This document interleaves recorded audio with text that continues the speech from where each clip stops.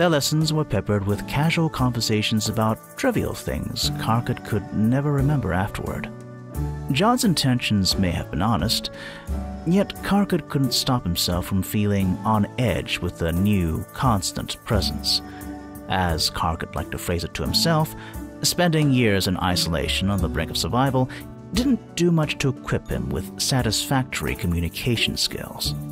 If he were being honest, being around other people made him downright uneasy. He runs over preconceived topic starters in his head as he makes the trek to their normal meeting place. JOHNKAT draws a blank as John catches sight of him and smiles. Good morning. Did you do your warm-ups today? Yes.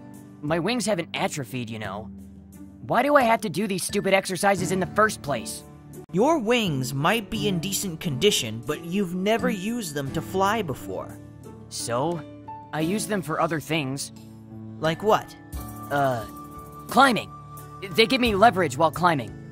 See, once upon a time, I was struck by this brilliant fucking idea to live in branches in order to keep safe from predators.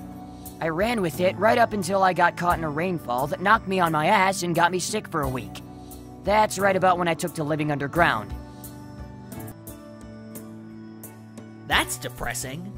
But hey, it's a place to sleep. When you're down to the bare essentials, that's all you really need. Once we get you flying though, maybe you'll be able to find a warmer nest higher off the ground. Speaking of which, should we get started? Today? As in, right now? Yeah.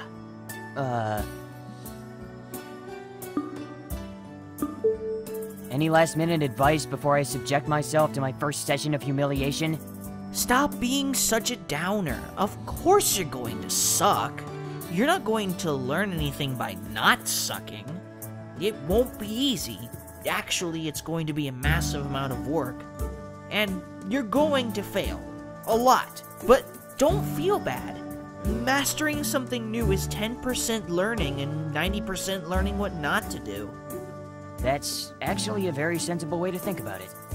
Once you start flying, though, you suddenly realize how impractical all your clothes are. And we're back. Look, you were contributing to the conversation by expressing a decent sentiment that actually carried some minute shred of enlightenment. Can we go back to that? Do you have any idea how many times I used to get caught up in my cloak because of a bad mid-air turn or something?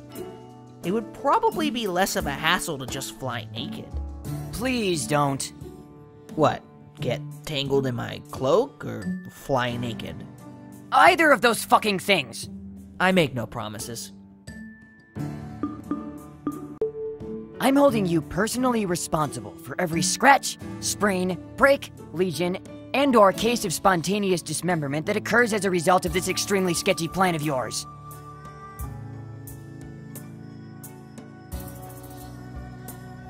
Alright, but Egbert Insurance doesn't cover floods, fires, or bald spots caused by plucking. Fuck off. They'll grow back. I don't know, man. With all the pulling you've done over the years, I would not be surprised if you've permanently stunted their growth this time around. Great. Saves me the trouble of doing it every few months. Shh. Focus.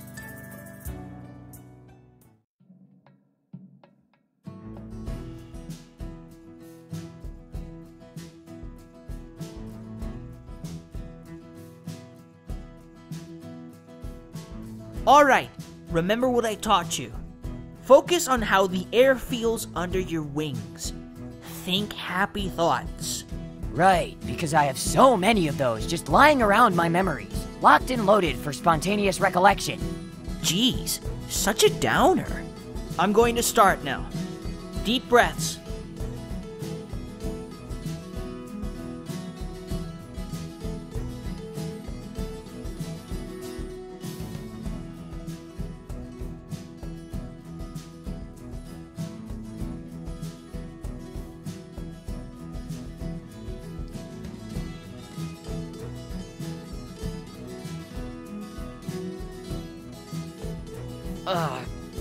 Fuck.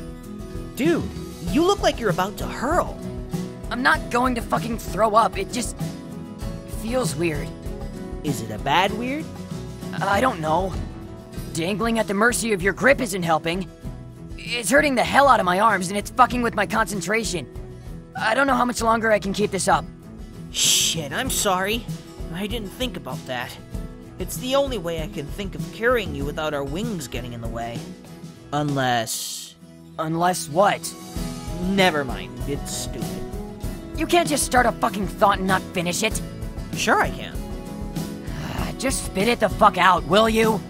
Well, I could hold you by the waist, and you could put your arms around my neck.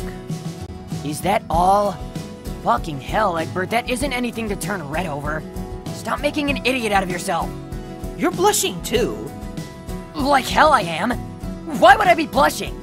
You're teaching me how to fly. End of story. It's not my fault you're mentally twisting this shit into some kind of perverted fantasy, you sick fuck. Oh, yeah, sure. That's exactly what I'm doing. There is no way I am not getting off on this somehow.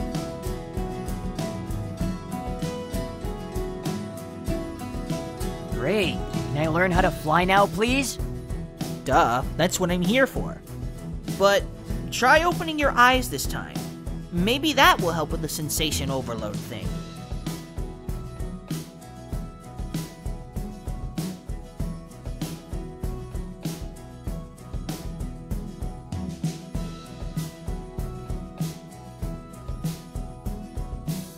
Hey, I had a question. Remember how I spoke to Tavros a couple of weeks ago? Here it comes. Are you going to ask why I've been ignoring him? Why I'm not falling all over myself, pissing in eagerness at the prospect of allying with other people living down here? No, not really.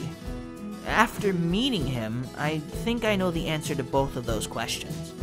He's weird, and I think he's engaged to his pet. What I wanted to ask was why you told him to run north? North is a way out. How so? The northern border crosses over into the mountains. There's a watchtower there, like there is at every border. But I'm guessing it was abandoned once guards caught sight of what was up there. What's up there? Besides a winter wonderland? Predators. More dangerous than you'd find around here. Monsters with fangs and claws longer than people are tall, measuring more than an entire strata layer high. But you can survive if you're careful. Besides, for someone like him, risking death out there for a couple of days is a lot better than guaranteeing it down here during the sweep. Here we go again with the sweep. Are you going to tell me what you mean by that, or are you going to follow everyone else and being annoyingly cryptic? I am being annoyingly cryptic because I'm afraid if I told you what I had to do to survive, you'd worry to the point of mental breakdown and try to do something drastic. I'm not a worrywart. Give me some credit. You took a 6-hour round trip to provide food to a stranger you knew all of 5 minutes. I give you no credit whatsoever. Alright, new goal. Get you flying well enough to leave this place so you never have to do your secret horrible thing to survive the sweep ever again. If you can accomplish that, I might actually take you up on it. Shit. Wonder whatever happened to my old understory nest. All my stuff was still there when I left. Since you abandoned Nest, the mayor probably took it. You know how he likes hoarding. I could not have entrusted my property to a better man. So, let me get this straight. You're going to teach me how to fly just as well as you do, lead me back to the understory via a secret passageway, and take me to the mayor to get all my stuff back. That's the plan. What a fantastic idea. Of course I'm going to be able to fly just as well as a natural talent who's been doing it for years. I will hit absolutely no snags while passing through a back alley which I can only assume isn't policed due to it being extremely dangerous, potentially deadly, and virtually unmaneuverable. There's no way the mayor won't give up his belongings he's had for years just because I let him know I'm not actually dead. Oh, and let's not forget the fact I'm assumed to be executed. So I would have to expend the remainder of my already miserable existence in hiding, due to the fact I've technically escaped from prison. There you go again, treading all over your dreams. One step at a time, man. You're here for this sweep. I'm going to train you so you won't be here for the next one. Whatever it is you do to survive, though, would that mean Tavros is as good as dead if he doesn't do it as well? Pretty much.